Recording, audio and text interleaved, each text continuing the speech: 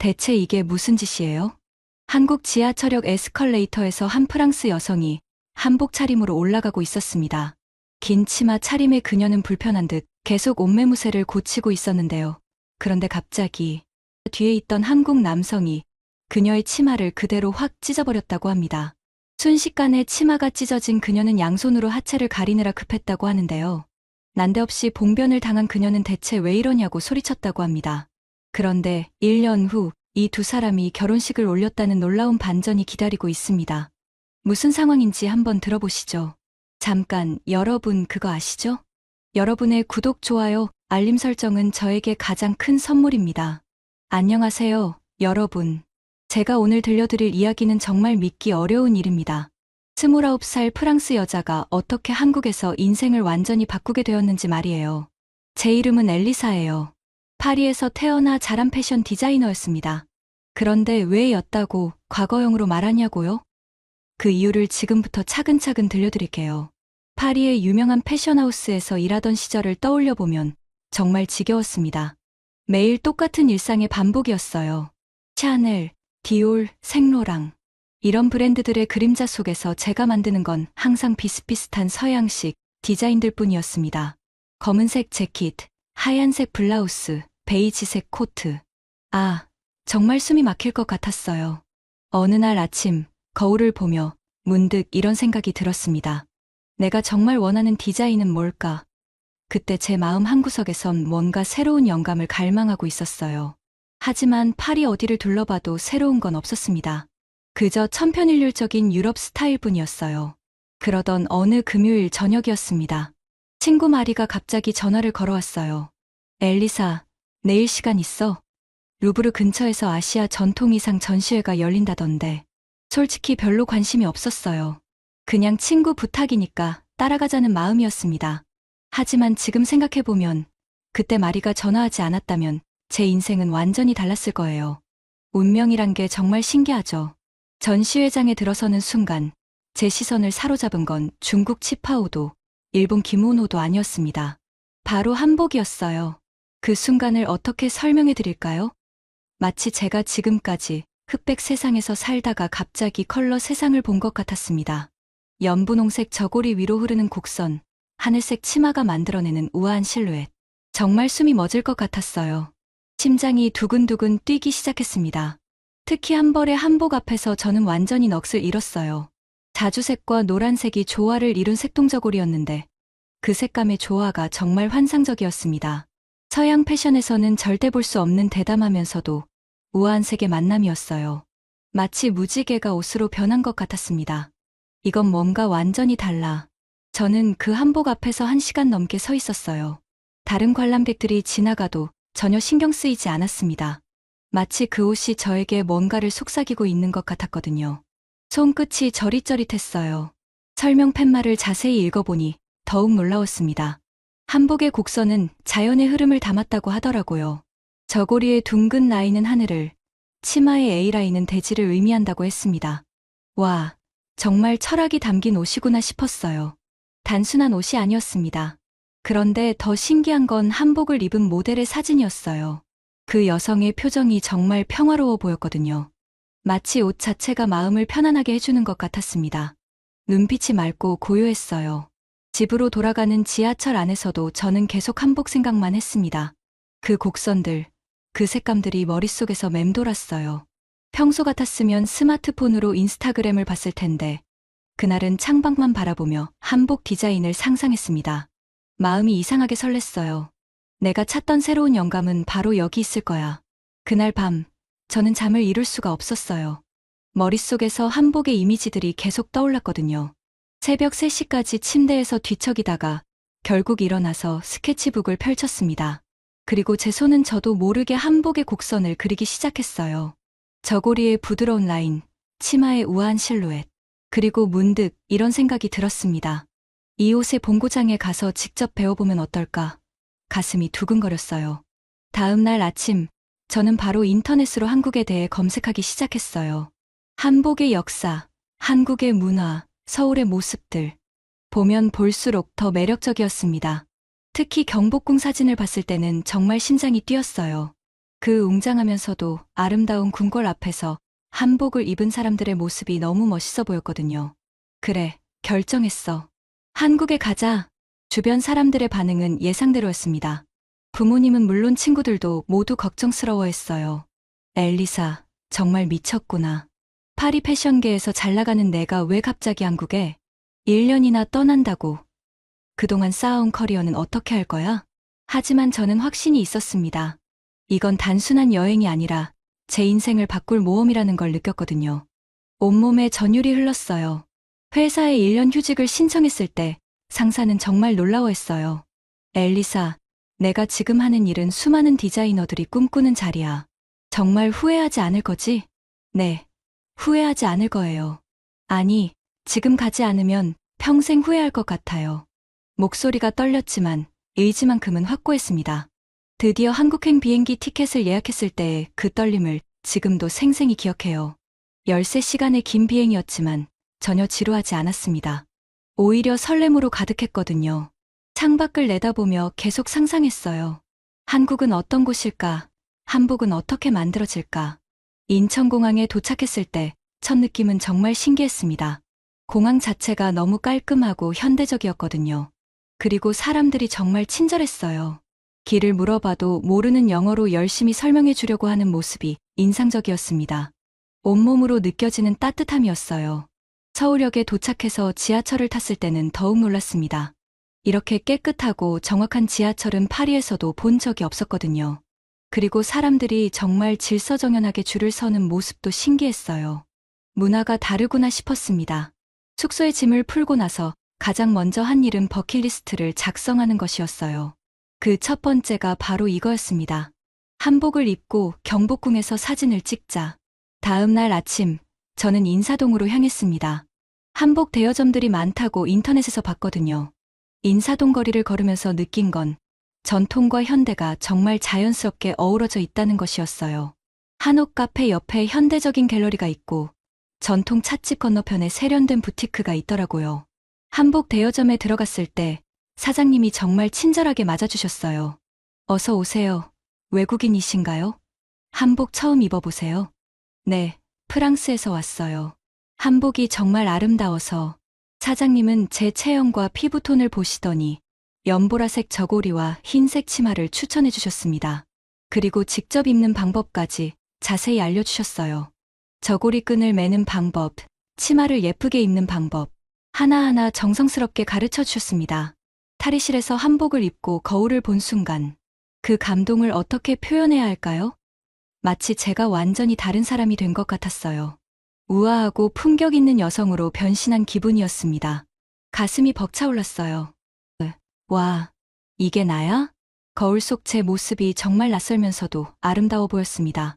한복의 곡선이 제 몸매를 더욱 우아하게 만들어 주었고 연보라색이 제 피부를 더욱 화사하게 보이게 했어요. 마치 동화 속 공주가 된 기분이었습니다. 경복궁으로 향하는 길에 사람들의 시선을 느꼈어요. 하지만 놀리는 시선이 아니라 감탄하는 시선이었습니다. 몇몇 분들은 정말 예쁘다라고 말씀해 주시기도 했어요. 뿌듯했습니다.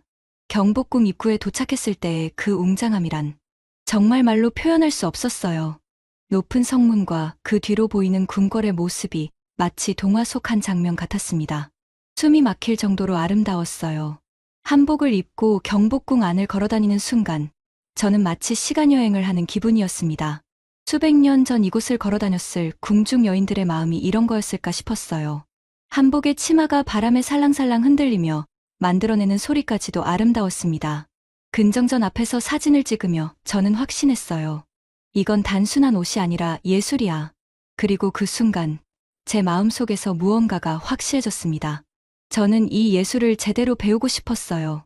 한국에서 1년을 보내며 한복의 모든 것을 알아보고 싶었습니다. 그날 저녁 숙소로 돌아와서 일기를 쓰면서 제 마음을 정리했습니다. 한국에 온 지 이틀밖에 안 됐는데 벌써 이렇게 많은 감동을 받다니. 앞으로 1년이 정말 기대되었어요. 하지만 그때는 몰랐습니다. 바로 다음 날, 제 인생을 완전히 바꿀 만남이 기다리고 있다는 걸 말이에요. 다음 날 아침, 저는 다시 경복궁을 찾았어요. 어제 너무 감동받아서 한 번 더 보고 싶었거든요. 이번에는 더 자세히 구경하고 싶어서 일찍 출발했습니다. 아침 햇살을 받은 궁궐의 모습이 정말 환상적이었어요.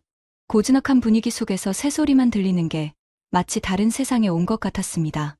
근정전 뒤편을 구경하며 사진을 찍고 있는데 문득 길을 잃은 것 같았어요. 어디서 들어왔는지도 기억이 안 나고 출구가 어디인지도 모르겠더라고요. 스마트폰으로 지도를 봐도 궁궐 안에서는 정확한 위치를 파악하기 어려웠습니다. 점점 불안해졌어요. 어떻게 하지? 당황스러워하며 주변을 둘러보는데 저 멀리서 한 남자가 걸어오는 게 보였어요. 키가 크고 단정한 모습이었습니다. 깔끔한 재킷을 입고 있었는데 왠지 믿음직스러워 보였어요. 그런데 그 사람이 저에게 다가와서 정중하게 인사하더라고요. 안녕하세요. 길을 찾고 계세요? 목소리부터 달랐습니다. 차분하고 따뜻했어요. 아, 네. 어떻게 나가야 할지 모르겠어서요. 그의 목소리는 차분하고 따뜻했습니다. 그리고 무엇보다 영어를 정말 유창하게 하더라고요. 제가 외국인인 걸 알고 배려해주는 모습이 인상적이었어요. 마음이 한결 편해졌습니다. 저는 도윤이라고 합니다. 건축가로 일하고 있어요. 이 궁궐에 자주 와서 잘 알거든요. 안내해 드릴게요. 건축가라고 하니까 더욱 신뢰가 갔어요. 그렇게 도윤 씨와의 만남이 시작되었습니다. 그는 저를 안내하면서 정말 놀라운 이야기들을 들려줬어요. 보세요. 저 처마의 곡선을 보면 한복의 저고리 라인과 똑같아요. 저는 깜짝 놀랐습니다. 그의 말을 듣고 처마를 다시 보니 정말 그렇더라고요. 그리고 기둥과 기둥 사이의 간격은 한복 치마가 바람에 펄럭이는 폭과 비슷하죠. 정말 놀라웠어요. 어제 한복을 입고 이곳을 걸어다닐 때 느꼈던 그 조화로운 느낌의 비밀이 바로 이거였구나 싶었습니다. 소름이 돋았어요. 정말 신기해요. 저는 패션 디자이너인데 어제 한복을 입고 여기를 걸어다니면서 뭔가 자연스럽다고 느꼈거든요. 아, 패션 디자이너시는군요. 그의 눈이 반짝였어요. 그럼 더 잘 이해하실 거예요. 우리 조상들은 건축과 의상을 따로 생각하지 않았어요. 도윤 씨는 정말 박식했습니다. 처마 하나하나, 기둥 하나하나에 담긴 의미를 설명해 주는데 마치 살아있는 역사책을 읽어주는 것 같았어요. 그리고 무엇보다 그의 설명 방식이 너무 매력적이었습니다. 목소리 톤도 좋고 손짓도 우아했어요. 저기 보이는 창호지의 격자 무늬도 한복의 규칙적인 바느질성과 같은 원리예요. 정말 감탄스러웠습니다. 모든 게 연결되어 있죠. 저는 점점 그에게 빠져들고 있었어요. 디자이너와 건축가라는 공통점 덕분인지 대화가 정말 자연스럽게 이어졌습니다. 그리고 그가 전통에 대해 이야기할 때의 진지한 표정이 너무 멋있어 보였거든요. 눈빛이 특히 인상적이었어요. 1시간 넘게 궁궐을 돌아다니며 이야기를 나누었어요. 그의 설명을 들을수록 한복과 한국 문화에 대한 이해가 깊어졌습니다. 그리고 무엇보다 그 자신에 대한 호감도 점점 커져갔어요. 경복궁의 후원까지 구경하면서 우리는 정말 많은 이야기를 나누었습니다. 한국의 전통 문화, 프랑스의 패션, 서로의 일에 대한 이야기들. 시간 가는 줄 몰랐어요. 프랑스 패션은 정말 유명하죠. 샤넬, 디올. 그런 브랜드에서 일하신 거예요? 네. 파리에서 몇 년간 일했어요. 하지만 뭔가 새로운 영감이 필요해서 한국에 오게 됐죠. 와, 정말 대단하시네요. 그런 분이 한국 전통에 관심을 가져주시다니 영광이에요. 그의 겸손한 모습이 더욱 매력적으로 느껴졌습니다. 오늘 정말 감사했어요. 덕분에 한복을 더 잘 이해하게 된 것 같아요. 저도 즐거웠어요. 혹시 괜찮으시다면 연락처를 주고받을까요? 한복에 대해 더 궁금한 게 있으시면 언제든 물어보세요. 가슴이 두근두근했어요. 그렇게 우리는 자연스럽게 연락처를 교환했습니다. 경복궁을 나와서 지하철역으로 향하는 길이었습니다. 도윤 씨가 친절하게 지하철역까지 안내해준다고 했거든요. 우리는 계속 이야기를 나누며 걸었어요. 발걸음이 절로 느려졌습니다. 지하철역에 도착해서 에스컬레이터를 타는 순간이었어요. 저는 앞서 올라가고 있었고 도윤 씨는 제 뒤에 있었습니다. 그런데 갑자기 이상한 소리가 들렸어요. 찢어지는 소리. 그 순간 깨달았습니다. 제 한복 치마가 에스컬레이터 톱니에 끼어버린 거예요. 치마의 긴 부분이 점점 더 빨려 들어가고 있었습니다. 온몸에 소름이 돋았어요. 아, 저는 소리를 질렀어요. 정말 무서웠거든요. 다리에 힘이 풀렸습니다. 그런데 그 순간 도윤 씨가 번개같이 움직였어요. 재빨리 제 치마를 움켜잡고 힘껏 찢어내면서 저를 위로 끌어올렸습니다. 괜찮으세요? 다치지 않으셨죠? 그의 목소리는 떨리고 있었어요. 저보다 더 놀란 것 같았습니다. 그리고 즉시 자신의 외투를 벗어서 제 허리에 둘러줬어요. 찢어진 치마 때문에 다리가 많이 보였거든요. 0.7초만 늦었으면 큰일 날 뻔했어요. 그의 말을 들으니 더욱 무서웠습니다. 정말 큰 사고가 날 뻔했구나 싶었어요. 손이 부들부들 떨렸습니다. 그런데 더 놀라운 건 도윤 씨의 행동이었어요. 위급한 상황에서도 이렇게 침착하고 배려심 있게 행동할 수 있다니. 에스컬레이터에서 벗어나 안전한 곳에 도착했을 때 저는 비로소 상황을 정리할 수 있었어요. 한복 치마는 크게 찢어져서 입을 수 없는 상태였습니다. 그리고 무엇보다 이건 대여한 옷이었거든요. 어떻게 하지? 이거 빌린 거라서 눈물이 맺히기 시작했어요. 한국에 온 지 사흘째인데 벌써 이런 일이 생기다니. 대여점에 가서 어떻게 설명해야 할지 막막했습니다. 목이 메었어요. 걱정하지 마세요. 제가 함께 가드릴게요. 도윤 씨는 계속 저를 안심시켜줬어요. 그리고 실제로 한복 대여점까지 함께 가주었습니다. 사장님께 상황을 설명하는 것도 도와주셨고요. 정말 든든했어요. 하지만 사장님의 반응은 예상대로였어요. 이거 완전히 망가졌네요. 이거 얼마나 비싼 한복인데 변상하셔야 해요. 사장님이 말하는 변상 금액을 듣고 저는 정말 당황스러웠습니다. 생각보다 훨씬 큰 금액이었거든요. 제가 어떻게 대답해야 할지 망설이고 있는데 그때 도윤 씨가 나섰어요. 책임은 제가 지겠습니다. 한치의 망설임도 없었습니다. 그의 목소리는 단호했어요. 사장님을 바라보며 차분하게 말했습니다. 제가 안내를 제대로 하지 못해서 생긴 일입니다. 변상금은 제가 지불하겠어요. 저는 정말 놀랐어요. 처음 만난 외국인을 위해 이렇게까지 해줄 수 있다니. 한국 사람들이 정말 인정이 많다는 이야기를 들었지만 직접 경험해보니 더욱 감동적이었습니다. 가슴이 뭉클했어요. 아니에요. 제가 조심하지 못해서 생긴 일인데. 괜찮아요. 제가 에스컬레이터 주의사항을 미리 알려드렸어야 했는데 그러지 못했네요. 그는 자연스럽게 책임을 지려고 했어요. 마치 그게 당연한 일인 것처럼 말이에요. 저는 그 순간 깨달았습니다. 이 남자는 다르다. 단순히 구조자가 아니라 끝까지 책임을 지는 사람이라는 것을. 심장이 쿵쾅거렸어요. 변상 절차를 마치고 나와서 저는 도윤 씨에게 거듭 감사 인사를 했어요. 정말 죄송해요. 그리고 너무 감사해요. 꼭 갚을게요. 갚을 생각은 하지 마세요. 그냥 한국에서 좋은 경험 많이 하시고 가세요. 그의 미소는 정말 따뜻했습니다. 그리고 그 순간 저는 느꼈어요.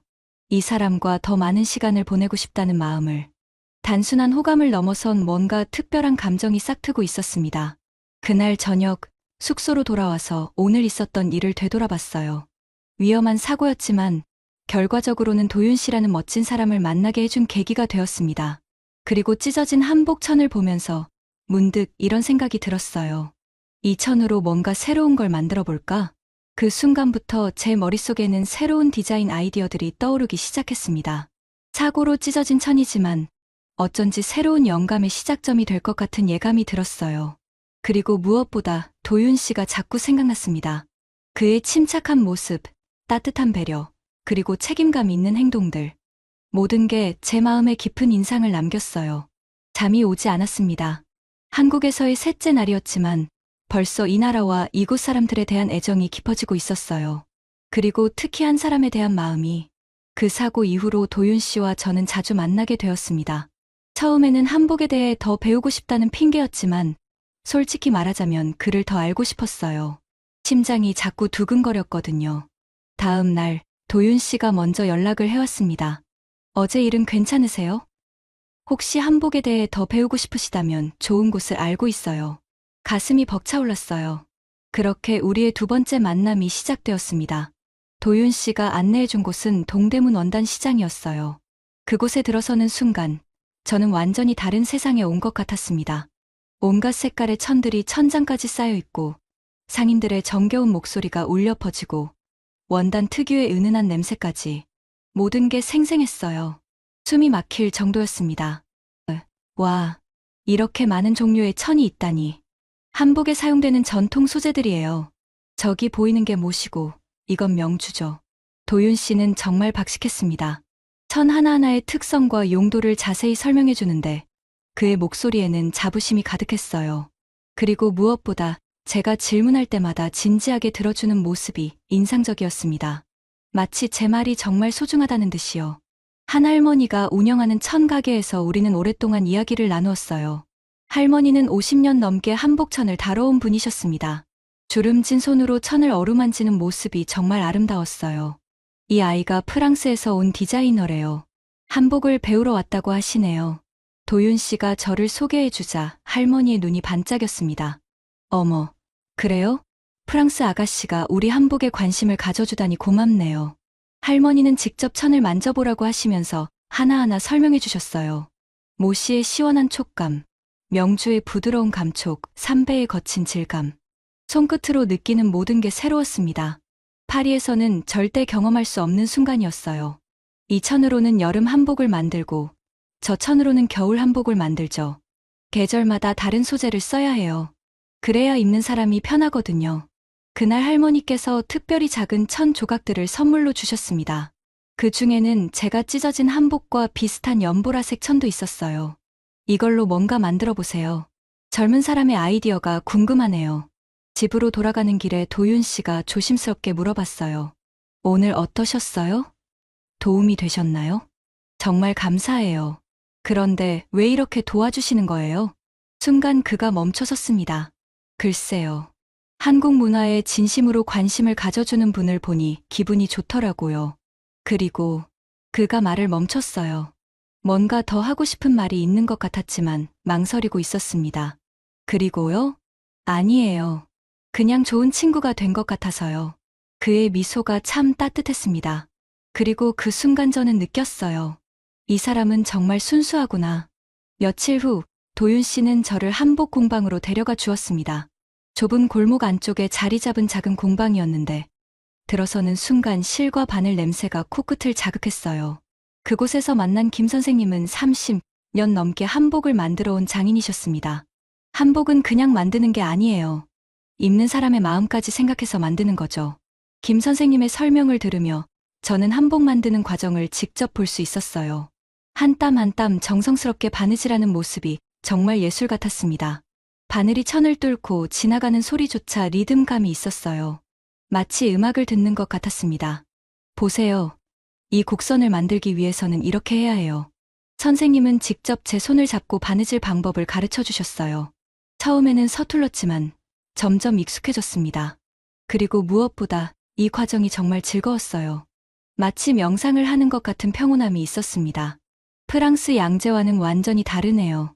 이렇게 곡선 위주의 디자인은 처음이에요. 한복은 직선이 아니라 곡선의 미학이거든요. 자연스러운 흐름이 중요해요. 강물이 흐르는 것처럼, 바람이 부는 것처럼 말이에요. 그날 저는 작은 손수건 크기의 천 조각으로 미니 저고리를 만들어 봤습니다. 서툴렀지만 나름대로 한복의 형태를 갖춘 작품이 나왔어요. 손끝이 아팠지만 마음은 뿌듯했습니다. 와, 정말 잘 만드셨네요. 처음 치고는 놀라워요. 도윤 씨가 진심으로 칭찬해주니까 얼굴이 빨개졌어요. 그날 저녁, 도윤 씨는 저를 한국 전통 찻집으로 데려가 주었습니다. 한옥을 개조한 아늑한 공간에서 우리는 전통차를 마시며 이야기를 나누었어요. 차를 우리는 소리, 은은한 차 향기, 따뜻한 찻잔의 감촉, 모든 게 평화로웠습니다. 한국에 온 지 일주일 됐는데 매일이 새로워요. 어떤 게 가장 인상적이었어요? 사람들이요. 정말 친절하고 따뜻해요. 특히 도윤 씨 같은 분들을 만나서 그 순간 우리 눈이 마주쳤습니다. 뭔가 전기가 통하는 것 같은 느낌이었어요. 심장이 쿵 떨어지는 것 같았습니다. 저도 엘리사 씨를 만나서 정말 기뻐요. 외국인 친구가 생긴 건 처음이거든요. 친구라는 말에 살짝 아쉬웠지만 아직 시작 단계니까 괜찮다고 생각했어요. 그 이후로 우리는 거의 매일 만났습니다. 낮에는 제가 혼자서 원단 시장을 돌아다니거나 자수장인들을 만나러 다녔어요. 종로의 한 자수 공방에서 만난 이 선생님은 정말 놀라운 분이었습니다. 바늘 하나로 천 위에 꽃과 나비를 피워내는 모습이 마치 마법 같았어요. 자수는 인내예요. 급하게 하면 예쁘지 않아요. 이 선생님의 말씀을 들으며 저는 한국 문화의 깊이를 느꼈습니다. 그리고 저녁에는 도윤 씨와 함께 시간을 보냈어요. 한강에서 치킨을 먹기도 하고 홍대에서 거리 공연을 보기도 하고 남산에 올라가서 야경을 감상하기도 했습니다. 모든 순간이 소중했어요. 한 달이 지났을 때 저는 처음으로 완전한 한복 상의를 만들어 봤습니다. 찢어진 치마 천을 활용해서 만든 작품이었어요. 서양식 재킷과 한복 저고리를 결합한 독특한 디자인이었습니다. 전통의 곡선을 살리면서도 현대적인 실용성을 더한 거였어요. 이거 정말 새로운데요? 한복도 아니고 양복도 아니고 김 선생님도 신기해하셨습니다. 동서양이 만난 느낌이에요. 정말 독창적이네요. 그 작품을 도윤 씨에게 보여줬을 때 그의 반응이 정말 인상적이었어요. 한참 동안 말없이 바라보더니 천천히 입을 열었습니다. 와, 이런 발상은 어떻게 하신 거예요? 정말 놀라워요. 사고로 찢어진 천이었잖아요. 버리기 아까워서 뭔가 새로운 걸 만들어 보고 싶었어요. 버려질 뻔한 것에서 새로운 아름다움을 만들어내시다니. 그가 잠시 말을 멈췄어요. 정말 대단해요. 그의 칭찬에 얼굴이 화끈거렸습니다. 그리고 그 순간 깨달았어요. 저는 이 사람을 좋아하고 있다는 걸. 2달째부터는 우리 관계가 조금씩 변하기 시작했습니다. 단순한 친구 사이가 아니라 뭔가 더 특별한 감정이 생기고 있었어요. 도윤 씨도 저를 바라보는 눈빛이 달라졌습니다. 어느 날 저녁, 한강에서 치킨을 먹으며 이야기를 나누고 있었어요. 한국 생활은 어때요? 적응 잘 되세요? 처음엔 모든 게 낯설었는데, 이제는 정말 편해요. 특히 안전하다는 게 제일 좋아요. 안전하다고요? 네. 프랑스에서는 밤에 혼자 다니기 무서웠거든요. 소매치기도 많고, 위험한 지역도 많고. 그런데 여기서는 새벽에도 혼자 다닐 수 있어요. 정말 신기해요. 도윤 씨는 그런 제 말을 듣고 뿌듯해하는 표정이었어요. 한국이 좋아서 다행이에요. 사실 처음엔 걱정했거든요. 문화 차이 때문에 힘들어 하실까봐. 오히려 문화 차이가 재미있어요. 매일 새로운 걸 배우는 기분이에요. 그날 밤, 숙소로 돌아가는 길에 도윤 씨가 제 손을 잡았습니다. 자연스럽게, 마치 연인처럼 말이에요. 조심히 들어가세요. 그의 손이 따뜻했어요. 그리고 그 순간 저는 확신했습니다. 이 사람을 정말 사랑하고 있다는 걸. 3달째가 되었을 때 드디어 도윤 씨가 고백했습니다. 엘리사, 저는 당신을 좋아해요. 한강공원에서 산책을 하다가 갑자기 멈춰서서 한 말이었어요. 그의 목소리가 떨리고 있었습니다. 저도요. 제 대답에 그의 얼굴이 환해졌어요. 정말요? 네, 정말이에요. 그렇게 우리는 연인이 되었습니다.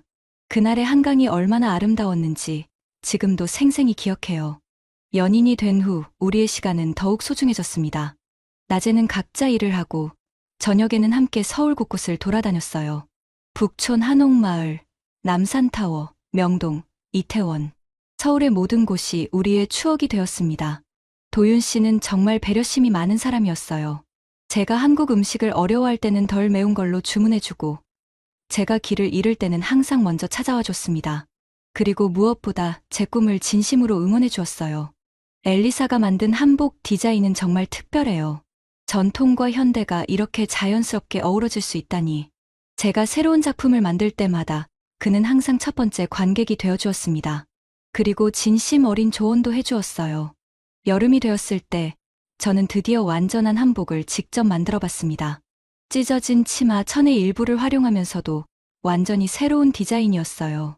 전통적인 한복의 형태를 유지하면서도 현대적인 감각을 더한 작품이었습니다. 이거 정말 대단한데요? 한복 박물관에 전시해도 될 것 같아요. 김 선생님의 칭찬에 정말 뿌듯했어요. 그리고 그 작품을 입고 도윤 씨와 함께 찍은 사진은 지금도 제 가장 소중한 추억 중 하나입니다. 가을이 되면서 저는 점점 한국 생활에 익숙해졌습니다. 한국어도 많이 늘었고, 김 선생님, 이 선생님 같은 한국 친구들도 생겼어요. 그리고 무엇보다 도윤 씨와의 사랑이 깊어졌습니다. 하지만 시간이 흐를수록 한 가지 걱정이 생겼어요. 1년이라는 시간이 점점 다가오고 있었거든요. 처음 한국에 올 때는 1년이 정말 긴 시간이라고 생각했는데, 이제는 너무 짧게 느껴졌습니다. 겨울이 되었을 때, 저는 마침내 결심했어요. 도윤 씨, 나 프랑스에 돌아가기 싫어. 첫눈이 내리는 날 저녁, 카페에서 우리는 진지한 대화를 나누었습니다. 저도요. 엘리사가 떠나는 걸 상상할 수가 없어요. 그럼 어떻게 할까? 결혼해요. 그의 갑작스러운 프러포즈에 저는 깜짝 놀랐어요. 정말요? 네, 정말이에요. 엘리사, 저와 결혼해주세요. 그 순간 제 눈에서 눈물이 흘렀습니다. 기쁨의 눈물이었어요. 네, 좋아요. 그렇게 우리는 약혼했습니다. 하지만 문제가 하나 있었어요. 부모님께 어떻게 말씀드려야 할지 막막했습니다. 1년이 다 되어가는 시점에서 저는 드디어 부모님께 전화를 드렸습니다. 그리고 한국에서 만난 사람과 결혼하고 싶다는 말씀을 드렸어요. 부모님의 반응은 예상했던 대로였습니다. 충격과 반대였어요. 하지만 저는 확신이 있었습니다. 이 사랑이 진짜라는 걸, 그리고 한국에서의 제 인생이 진짜라는 걸 말이에요. 부모님께 전화를 드린 그날 밤을 저는 평생 잊을 수 없을 거예요. 손이 떨려서 핸드폰을 제대로 들 수조차 없었습니다. 시차 때문에 프랑스는 한낮이었지만 제 마음은 깊은 밤처럼 어두웠어요. 입 안이 바짝 말랐습니다. 목이 메었어요. 엄마, 아빠, 말씀드릴 게 있어요. 무슨 일이야, 엘리사. 목소리가 이상하네. 엄마의 걱정스러운 목소리를 들으니 더욱 마음이 무거워졌습니다. 어떻게 시작해야 할지 몰라서 한참을 망설였어요. 심장이 쿵쾅거렸습니다. 저, 한국에서 만난 분과 결혼하고 싶어요. 전화기 너머로 긴 침묵이 흘렀어요. 그 침묵이 영원히 계속될 것 같았습니다. 귀에서 윙윙 소리가 났어요. 뭐라고 했지? 아빠의 목소리였습니다. 차갑고 단호했어요. 연애는 이해할 수 있다. 하지만 결혼은 가볍지 않다, 엘리사. 엄마가 이어서 말했습니다. 너는 세계 무대의 설 디자이너인데 왜 멀리 한국에서 평생을 묶으려 하니? 가슴이 찢어지는 것 같았어요. 예상했던 반응이었지만 직접 들으니 너무 아팠습니다. 눈물이 쏟아질 것 같았어요. 엄마, 아빠, 제가 얼마나 행복한지 아세요? 여기서 정말 많은 걸 배웠고 제 꿈도 더 커졌어요. 꿈이 커졌다고? 파리를 떠나서? 아빠의 목소리에 실망이 가득했습니다. 그 남자가 어떤 사람인지도 모르잖아. 1년 만에 결혼을 결정한다니. 정말 실망스럽다. 그 말이 가슴에 비수처럼 꽂혔어요. 부모님과의 대화는 1시간 넘게 이어졌습니다. 하지만 결론은 명확했어요. 절대 안 된다는 것이었습니다. 전화를 끊고 나서 저는 한참을 울었어요. 베개가 눈물로 흥건해질 정도였습니다. 도윤 씨에게 어떻게 말해야 할지 막막했어요. 다음 날 도윤 씨를 만나서 부모님 반응을 전했을 때 그의 표정이 어두워졌습니다. 당연한 반응이에요. 제가 부모님이어도 반대했을 거예요. 그런데 며칠 후 도윤 씨가 놀라운 제안을 했어요. 엘리사, 우리 함께 프랑스에 가서 부모님을 직접 뵙고 싶어요. 뭐라고요? 저는 깜짝 놀랐습니다. 부모님께 직접 인사드리고 우리의 진심을 보여드리고 싶어요. 혼자 가면 불안하시잖아요. 그런 생각은 꿈에도 못했거든요. 가슴이 벅차올랐어요. 하지만 비용도 많이 들고 불어도 못하시잖아요. 괜찮아요. 불어 공부하면 되죠. 그리고 엘리사를 위해서라면 뭐든 할 수 있어요. 그의 진심이 절절히 느껴졌습니다. 목소리가 떨리고 있었지만 눈빛은 확고했어요. 이런 사람이구나. 다시 한번 깨달았습니다. 그 후 1달 동안 도윤 씨는 정말 미친 듯이 불어를 공부했어요. 매일 저와 만날 때마다 불어 연습을 했습니다. 발음이 서툴렀지만 정말 열정적이었어요. 어떨 때는 혀가 꼬여서 웃음이 터지기도 했지만 그의 노력하는 모습이 너무 사랑스러웠습니다. 봉주르, 마담. 제 수호르 도윤입니다. 아니에요, 도윤 씨. 제 수이 도윤이라고 해야 해요. 우리는 매일 밤 불어 회화를 연습했습니다. 카페에서, 공원에서, 집에서, 어디서든 불어 공부였어요. 그의 진지한 모습을 보니 더욱 고마웠습니다. 한편 저는 부모님께 보여드릴 특별한 작품을 준비하고 있었어요. 그날 사고로 찢어진 한복천으로 만든 조각보 스타일의 작품이었습니다. 찢어진 천 조각들을 모아서 새로운 디자인을 만드는 거였어요. 손끝이 아플 정도로 정성스럽게 작업했습니다. 김 선생님도 제 작업을 도와주셨어요. 이거 정말 의미 있는 작품이네요. 상처가 오히려 아름다움이 되는. 네, 그런 의미를 담고 싶었어요. 작품을 완성하는데 2달이 걸렸습니다. 찢어진 천 조각 하나하나를 정성스럽게 이어붙여서 만든 벽걸이 작품이었어요. 전통 조각보의 형태를 현대적으로 재해석한 것이었습니다. 완성된 작품을 보니 뿌듯했어요. 정말 아름다웠습니다. 드디어 우리가 함께 프랑스로 떠나는 날이 왔어요. 인천공항에서 출국 수속을 밟는데 정말 떨렸습니다. 손바닥에 땀이 배어나왔어요. 엘리사, 괜찮아요? 네. 그냥 긴장돼요. 저도 떨려요. 하지만 함께니까 용기가 나요. 그의 따뜻한 손을 잡으니 마음이 조금 진정됐습니다. 파리에 도착한 후 우리는 호텔에 짐을 풀고 부모님께 연락드렸어요. 깜짝 방문보다는 미리 말씀드리는 게 좋겠다고 생각했거든요. 엄마, 저 파리에 왔어요. 도윤 씨랑 함께요. 뭐, 갑자기?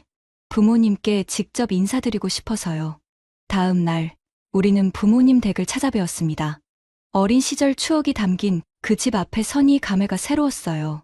도윤 씨는 정장을 말끔히 차려입고 제 옆에 서 있었습니다. 초인종을 누르니 아빠가 나오셨어요. 봉주르 아버님. 도윤 씨가 서툰 불어로 정중하게 인사했습니다. 아빠의 표정은 여전히 차가웠어요. 들어와. 거실에서 부모님과 마주 앉았을 때 정말 긴장됐습니다. 공기가 무거웠어요. 왜 왔지? 아빠가 단도직입적으로 물으셨습니다. 부모님께 저희의 진심을 보여드리고 싶어서요. 제가 먼저 입을 열었어요. 그리고 준비해온 작품을 꺼내서 보여드렸습니다. 이건 사고로 찢어진 한복천으로 만든 조각보예요. 부모님은 말없이 작품을 바라보고 계셨어요. 저는 떨리는 목소리로 계속 설명했습니다. 버려질 수 있던 천 조각이 모여 새로운 아름다움이 되듯 저도 한국에서 제 인생을 새롭게 짜고 싶습니다. 목이 메었지만 끝까지 말씀드렸어요. 이건 제 커리어를 버리는 게 아니라 완성시키는 길이에요. 그리고 그 길에는 사랑도 함께 있습니다. 그때 도윤 씨가 일어서서 깍듯하게 인사했습니다. 저는 엘리사를 평생 행복하게 해드리겠습니다.